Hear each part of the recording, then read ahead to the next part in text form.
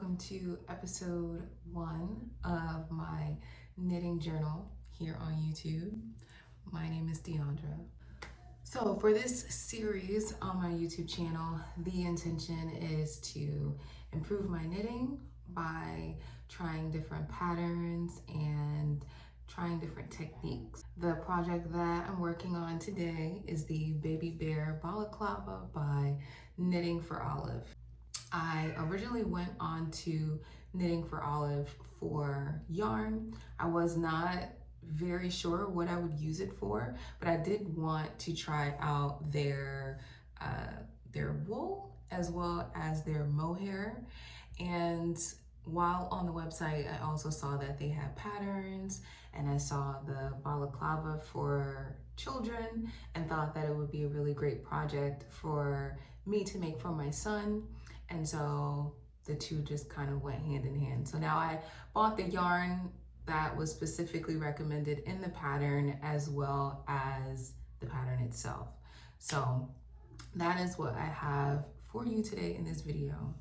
Now, off of the top of my head while I'm recording this video, I do not remember the specific name of the yarn or the color, but I will insert pictures and all of the relevant information for things that I forget, because I'm also filming this while keeping an ear out for my toddler who's right in the next room. So certain things are not coming to mind right now because I feel like my attention is split a bit, actually a lot, in two different things. And so whatever it is that I do not remember, I will post for you. I do, however, remember the yarn, well, not the yarn, the needles that I'm using. I am using, I believe, the needles that were recommended in the pattern, which is a 3.5 millimeter needle. And those needles I purchased from Amazon. They are wooden needles, which are my favorite needles to use overall. And so together with the wool and mohair mix with the wooden needles, I'm having a really great time making this project. Overall, disclaimer, I have actually already started this project and am more than about 80% done. Yes. I actually had to start this project multiple times, and during that process I just ended up becoming very frustrated and did not feel motivated or inspired to pick up the camera and showcase or document it. I do have some clips of me knitting, especially while I'm at work, because I do work overnight at a hospital, and so I tend to have some downtime more often when I'm at work, when all of our patients are doing well and asleep. So knitting sometimes tends to come a little bit easier there than when I am at home, because I do have a 2-year-old who keeps me busy, pretty busy. Okay. So yes, so a lot of the project I already started while at work and did not record. Like I said, I do have some clips of me working on it there, so you'll get to see that. And I intend to finish it together with you in this video as well.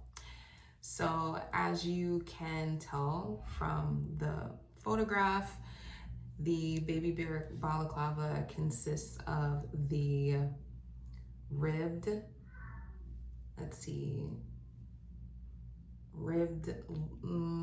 face covering area here. I'm not sure what to call that. And these super adorable ears, which are starting to take form right here. And I have pretty much completed, where am I? Oh, right, okay. So this is how it is. So I have the ears, top of the head. This is the facial opening here. And now I'm working on the neck. I'm not sure if I'm showing this really well. Yep, back of the head is already done with Kitchener stitch, which it's so interesting. I thought I did not know what that was until I tried it, and is it not the Italian bind off? Are they not the same thing? I'm not sure. I think they are. But either way, it was fun doing the Kitchener stitch to close up the back of the head. And then I'll also be using the Kitchener stitch for the ears to create the point. This is the back of the head here showing. And then I will be doing the neck. However, I did choose the option for the extended neckline, not just the rib neckline.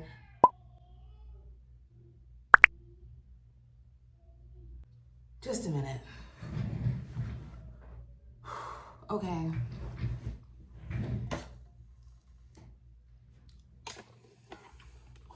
Okay, so I am making the version with the extended neckline.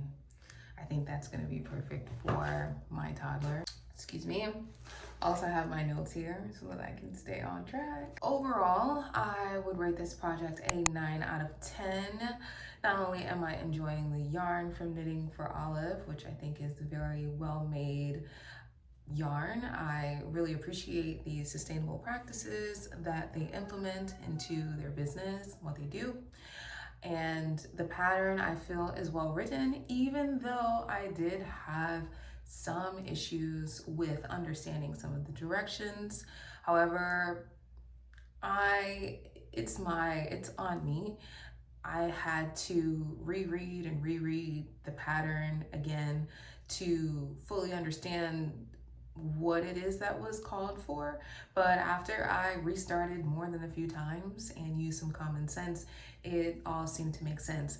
I do feel that the way that the pattern is put together for me to create this garment is quite clever. I have the intention of improving my knitting and understanding the thought process behind creating a garment. And so I am learning these things. And so I would give it a 9 out of 10. I think the only reason I would not give it a full 10 is because I got very frustrated with having to restart so many times, which is something that I am learning to be okay with, because knitting is a art form that does take a lot of practice, just like with anything else. And so starting again and again and again is all a part of the experience. I really enjoy the fabric that is created when you place the wool together with the mohair. Like I've said, this is my first time working with this type of yarn. I have not or have yet to make any garments for myself.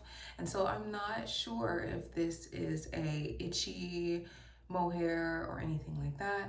The only other mohair that I've used, if I'm not mistaken, is from Lana Grossa, if I'm not mistaken, and that mohair is quite itchy and it sheds a lot. So I was a little bit wary about making garments with that type of material. However, I have high hopes for this one in the future, as one of the projects that I would like to make on my list is a cardigan. I love crew neck cardigans, and so I'm looking forward to making some with mohair and also finding patterns that I can knit without mohair as well, but give me that neat and kind of like not bulky weight type of fabric. And so yeah, there's gonna be some research that I have to do coming up in the future to figure out exactly how I would do that. And that's very exciting. So yes, overall 9 out of 10 for the project. Yes. So here we are. That is the project. That is the pattern, the needles, and where I am in the process. Now all that's left to do is just, like I said, finish up the neckline. I hope to have that finished in the next few days or so that I can have my son put this on and wear this. I do have work tonight. As I mentioned before, I do work overnight shifts at the hospital, and so I am heading into work tonight. I just wanted to get this intro started and completed and give a little context. And so we will be finishing up this project together. I am not sure if I will be able to do any knitting right now because I actually have to go make dinner for my son and for myself. And then we're heading into work tonight. If the night is calm enough, then I definitely will take out this project and spend some time working on it together with you. And when I can, I will do another check-in, and then we can see where we are and have a little try on, and then we will be moving on to the next video in our knitting journal series. So yes, this is entry 1, episode 1.